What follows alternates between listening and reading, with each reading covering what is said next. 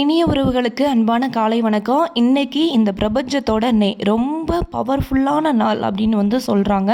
இதை நம்ம மிஸ் பண்ணிடக்கூடாது. நான் லேட்டாக போஸ்ட் பண்ணுறேன். முடிஞ்ச அளவு எல்லாருக்குமே ஷேர் பண்ணுங்கள். 888 மேனிஃபுலேஷன் டே. இந்த நாளுக்கு அவ்வளோ பவர் இருக்குது. இன்னைக்கு திதியும் கூட 8வது திதி.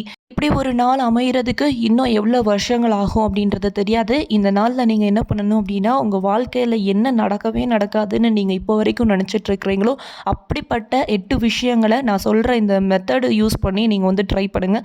கண்டிப்பாக நடக்கும் அப்படின்ற நம்பிக்கையோட.